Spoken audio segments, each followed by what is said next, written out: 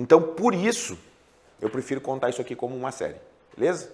Agora, a gente vai entender o seguinte, é uma série bem mais pancada do que uma série assim, só isso aqui.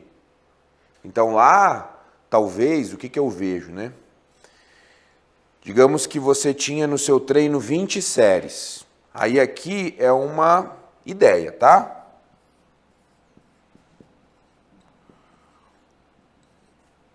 Você quer... Eu vou fazer um desafio para vocês que estão aqui hoje. Quem está em casa só vai poder assistir. Quem conseguir passar de 20 séries de quadríceps comigo, eu vou dar um curso de graça, onde quiser no Brasil. 20 séries. Quem passar de 20 séries vai ganhar o curso. De quadríceps. Combinado? Depende do tipo de série. Então, eu só estou falando 20 séries. É isso que eu estou querendo dizer. Claro, e é legal você ter falado isso. Como que é teu nome? Samara. Samara, é legal você ter falado isso pelo seguinte. É isso que vai te dizer se você vai conseguir fazer 20 séries ou não. É o tipo de série que tu faz. Porque vamos pensar, se eu fizer 20 séries de 8 a 12, algumas delas talvez não indo até a falha, não vou dizer que é tranquilo, mas eu vou conseguir completar 20. Agora, digamos que dentro dessas 20 eu tenha 3 séries de rest pause. Talvez eu nem consiga chegar a 20. Ou, o que vocês podem usar é o seguinte. Imagina que você está controlando uma planilha, nós estamos periodizando o treino do nosso aluno. Eu mantenho 20 séries, mas adiciono 3 séries de rest pause e eu entendo que a sobrecarga de treino aumentou.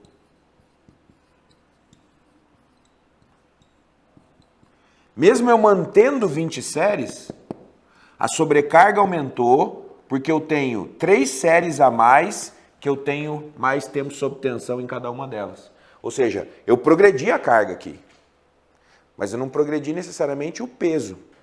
Eu progredi a sobrecarga em outro quesito. Eu progredi a sobrecarga no tempo sob tensão. Então, quando vocês forem mexer com planilha, até para vocês ficarem imaginando, vocês podem ter muita criatividade. Vocês não precisam pensar em aumento de sobrecarga de treino só aumentando peso, quilagem. E nem mesmo aumentar a sobrecarga de treino só pensando em aumentar séries. Porque fica pensando comigo aqui, se eu for pegar esse 20 e for aumentando 20% a cada 4, 8 semanas, com um ano o cara vai ter que fazer 50.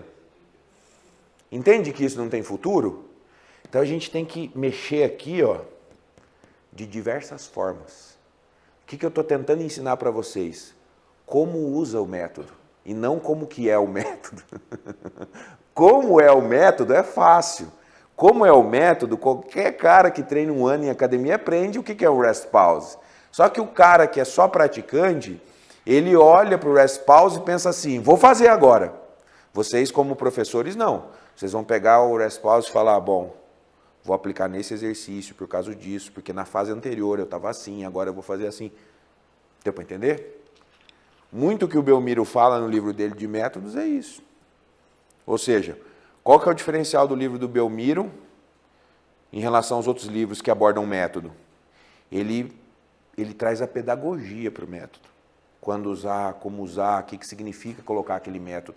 Aí a gente meio que deixa de ser aquela pessoa que só conhece o método e vai aplicando aleatoriamente. Conseguiram acompanhar o raciocínio? Pode ser assim? Só para não parecer que vocês vieram aqui, eu falei que rest pause é falha 20-20.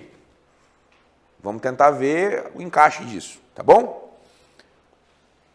Ou seja, por que eu não gosto dos estudos que equalizam?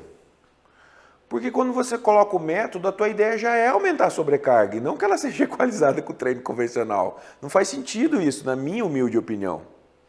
Porque aí o cara que ele é contra os métodos, ele fala assim, não precisa de método, é só você adicionar uma série a mais que a sobrecarga vai ser a mesma. Daí eu penso assim, mas aí você está adicionando uma série, é uma forma de aumentar a sobrecarga. Aí quando você colocou o método, é outra forma de aumentar a sobrecarga. Afinal, você vai treinar a pessoa por 10 anos e vai aumentar a sobrecarga sempre da mesma forma?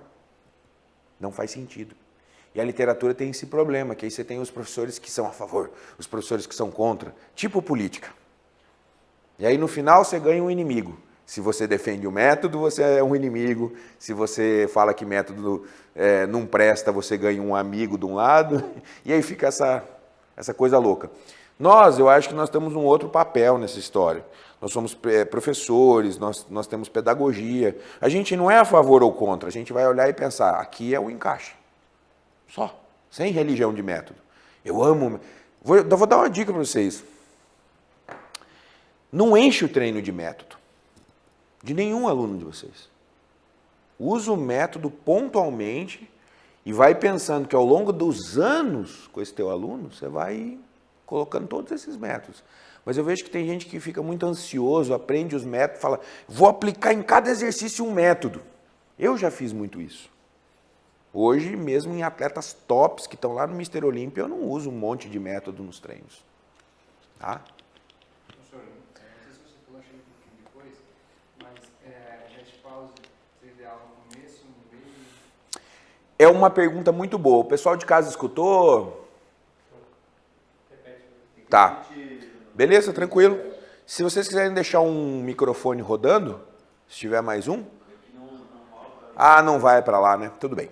Ele perguntou o seguinte, pessoal. Se seria o ideal colocar o rest pause no começo ou no final, né? Ou no meio. Professor,